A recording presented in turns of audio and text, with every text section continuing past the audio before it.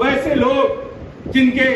मन में ये सपना था कि हमारे बच्चे भी इंजीनियर बने, डॉक्टर बने, हमारे भी बच्चे कलेक्टर बने, उनके लिए, उनके सपनों को उड़ान देने के लिए, जिनके माँ बाप इस प्रदेश में सब्जी बेचने का काम करते हैं, जिनके माँ बाप इस प्रदेश में अंडा बेचने का काम करते हैं, जिनके माँ बाप इस प्रदेश में साइकिल के पंचर बनाने का काम करते हैं, उनके मन में भी सपना था कि हमारा भी बेटा कभी कलेक्टर बने। और माननीय नेता ने उनके सपनों को साकार करने के लिए स्टूडेंट क्रेडिट कार्ड योजना की शुरुआत की और वैसे बच्चों को सपने को उड़ान देने का काम किया है। नीतीश कुमार चाहते हैं कि इस प्रदेश में, जब से नीतीश कुमार ने इस प्रदेश की बागडोर संभालने का काम किया है, एक भी दंगा इस प्रदेश में नहीं हुआ। और कभी भी दंगा की परिस्थिति आई तो रात भर जग करके इस प्रदेश को महफूज रखने का काम अगर कोई नेता ने किया है, उसका नाम नीतीश कुमार है। हम आप लोगों से ये कहने आए हैं कि भारतीय जनता पार्टी के लोग इस प्रदेश में दोबारा वो जो अंग्रेजों का काम था, जब अंग्रेज के ऊपर बहुत दबाव पड़ा हमारे क्रांतिकारियों का, तो अंग्रेजों ने इस देश में फूट डालो और शासन करो, हिंदू और मुसलमानों को लड़ाई लड़ा करके सत्ता पर काबिज रहने का काम किया है। उसी तरह से भारतीय जनता पार्टी के लोग भी इस प्रदेश में सत्ता पर काबिज रहने के लिए आपस के भाईचारा को मिटाने का काम कर रहे हैं। इसलिए ये आपकी ज्यादा जवाबदेही है,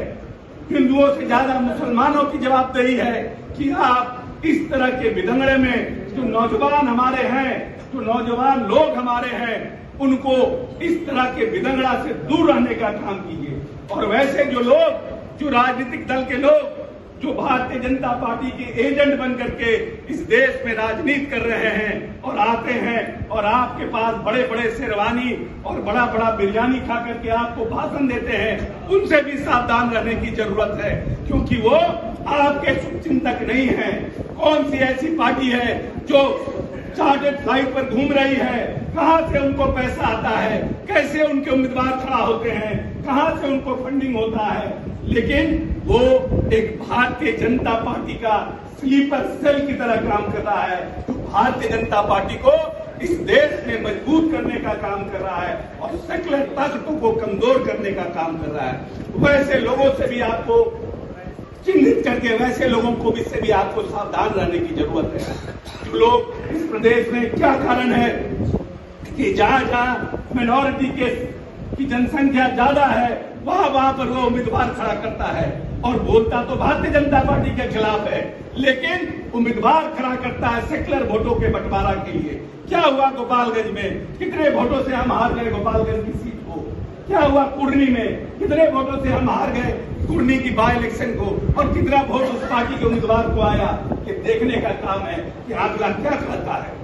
आप बात तो करते हैं सेक्युलरिज्म का, लेकिन जिताने का काम करते हैं वैसे लोगों को जो सेक्युलर ताकतों को इस देश में कमजोर करने का काम कर रहा है। इसीलिए हम आप सबसे कहने आए हैं कि जो आपकी बातें लोगों को कहते रहे हैं, माननीय नेता ने हमेशा पॉलिटिकल जो उनकी सभा होती है उसमें, चाहे सरकारी सभा होती है उसमें, कि जब तक इस प्रदेश में और इस देश में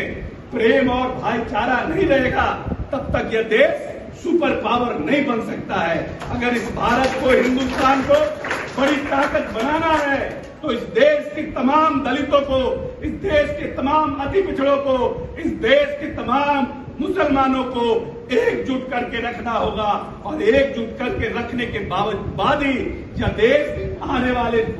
आने वाले समय में 21वीं सदी का हिंदुस्तान बन सकता है।